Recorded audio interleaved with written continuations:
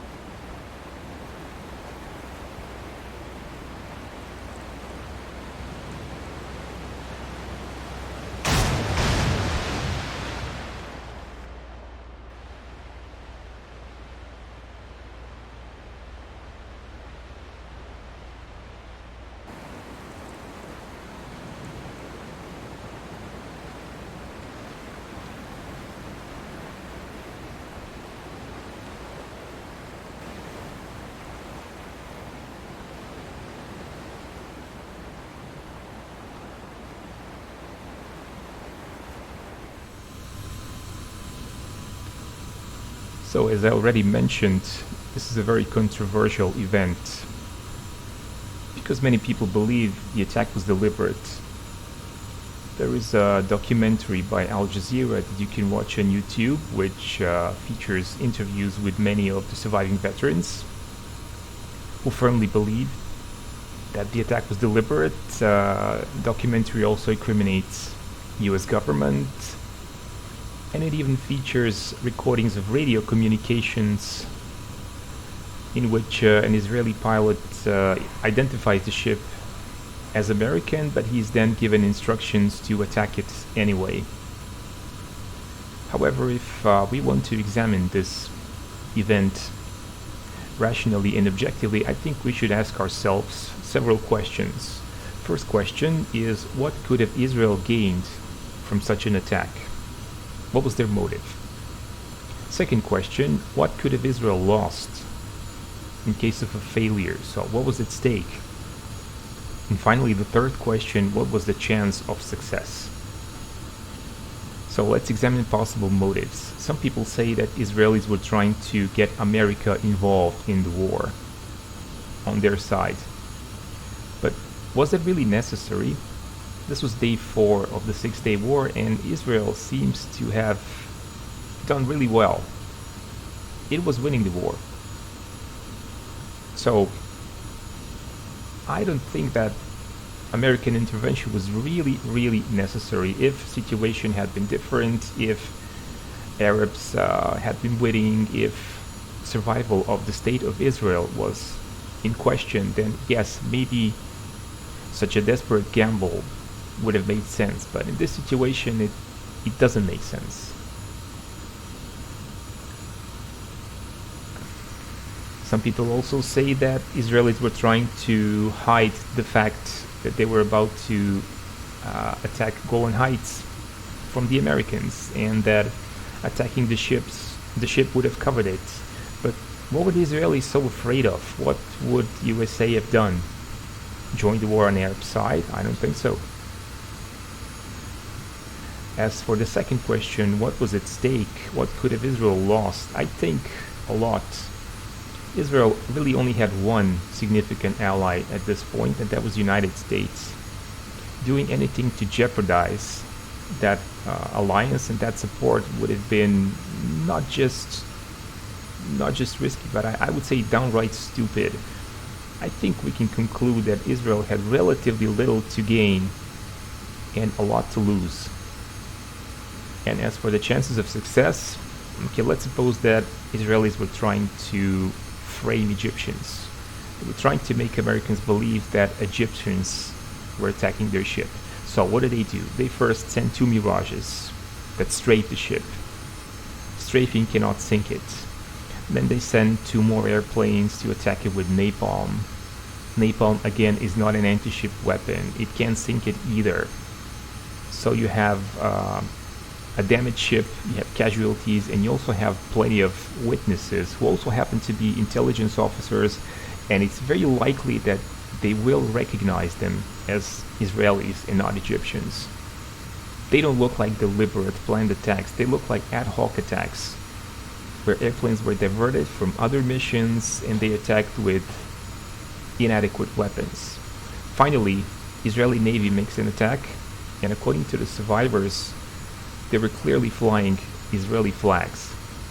So, if they were pretending to be Egyptians, they were doing a terrible job, and I don't think that Americans could have possibly believed that it was Egyptians behind the attack. And some people will say, yes, that's because the Johnson administration was in it. They supposedly arranged this attack, orchestrated the attack jointly with Israel so that they would have an excuse to enter the war on the Israeli side. But you have to remember that Johnson administration was already over their heads in another conflict, which was Vietnam. Conflict which was not going according to plan. They had no idea how to win and how to exit it. Public opinion was shifting heavily against them, against the war. So I really don't think that they were looking for another conflict to get themselves involved in their already overstretched military. This doesn't seem very believable.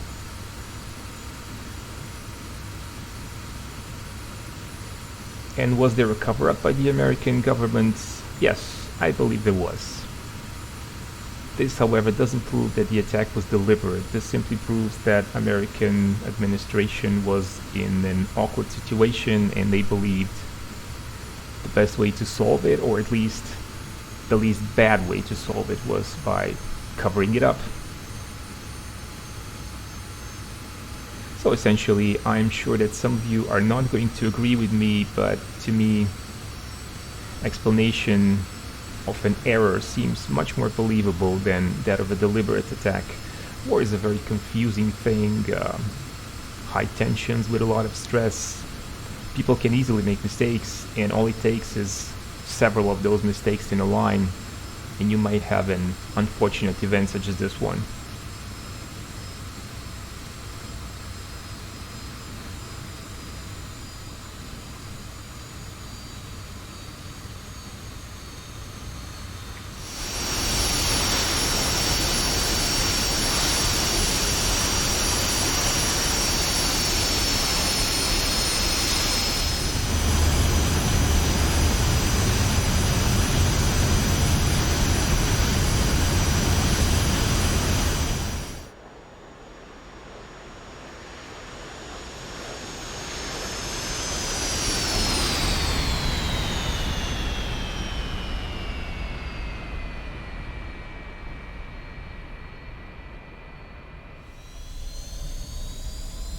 And we are back.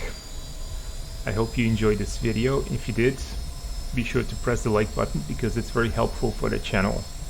If you're able to, you can also help the channel by supporting it on Patreon. You can follow us on Instagram and Facebook. Feel free to comment, like, share, subscribe if you haven't done so already, and keep watching Showtime 112.